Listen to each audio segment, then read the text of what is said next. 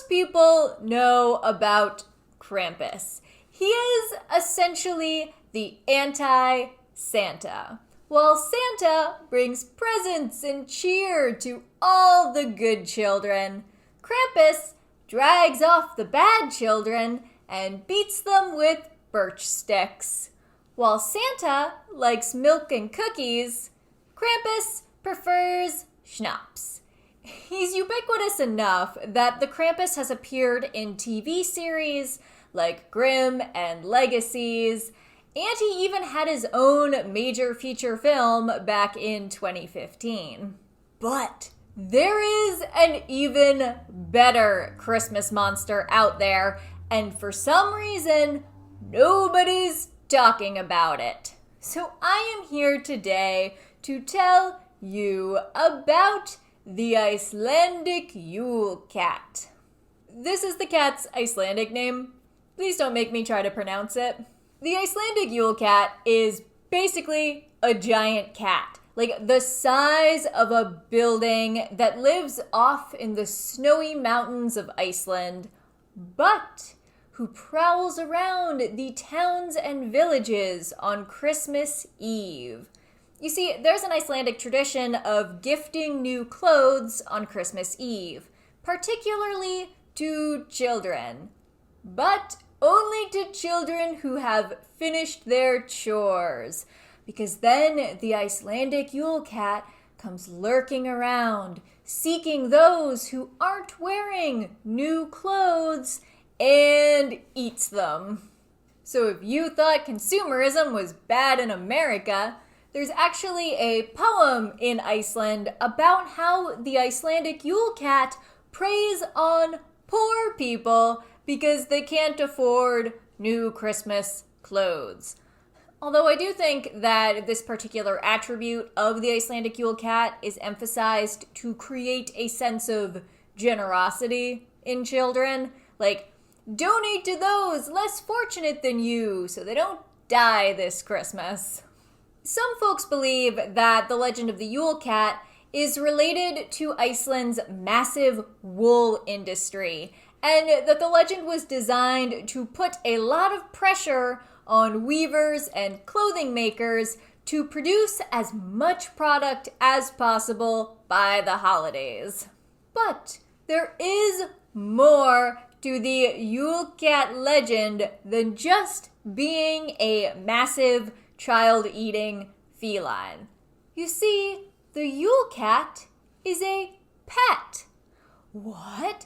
What could possibly keep a giant cat as a pet? Why, that would be a giant, or rather a giantess. Her name is Grýla, and she is also described as a troll or an ogre, and she is another part of Iceland's Christmas lore. Grýla also likes to eat naughty children, either as snacks or she cooks them into a nice stew. Grýla is often depicted as carrying a sack, just like a typical burlap sack kind of thing, except that this sack is stuffed full of errant children intended for her consumption. Grýla has 13 sons called the Yule Lads. The Yule Lads arrive one per night during the 13 nights leading up to Christmas, and they commit a series of shenanigans such as harassing sheep, slamming doors, licking spoons, eating candles, stealing yogurt, licking dirty pots and pans, and other minor food-related inconveniences.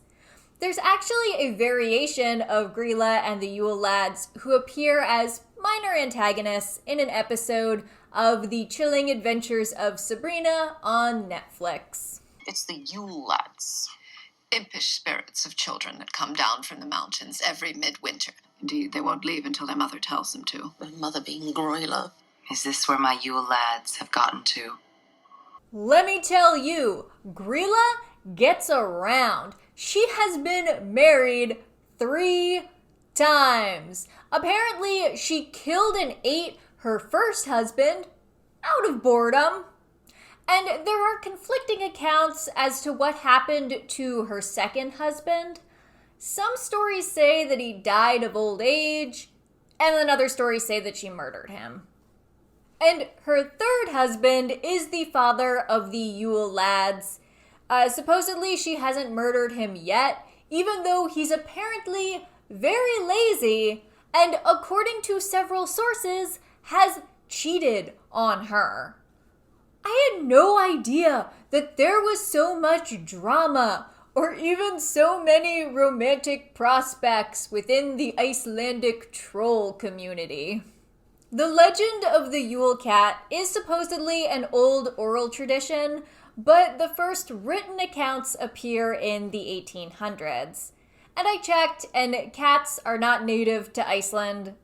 Nothing really is.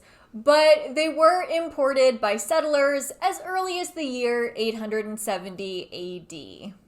Apparently, the legend of Grýla was considered so terrifying to children that in the year 1746, the Icelandic government actually banned the use of the Grýla legend as a scare tactic to get children to behave. And apparently over the years, some people have tried to soften the character by saying, no, she doesn't eat children. She just leaves them a rotten potato. It's fine. You also have to remember that Iceland is a country where half of residents surveyed state that they do believe in elves. So it's a really weird and interesting place. My hot tip, though, if you do travel to Iceland, is that you can just totally skip the Icelandic Phallological Museum in Reykjavik. I thought that it was going to be really weird and kitschy and delightful, and that I was going to get to buy a bunch of tacky merchandise to bring home and give to people. But it was actually just faintly nauseating. It was just a bunch of really old animal penises in liquid in jars. And also a ton of dusty old knickknacks. They look like the type of thing that you would find in a hutch in your great aunt's house that she doesn't realize are mildly pornographic. Long story short, if you don't know what to get someone for Christmas, get them socks. And then burst in the door on Christmas Eve and throw the socks right at their face. Don't even wrap them. There isn't time. And then you inform that person that you just saved their life.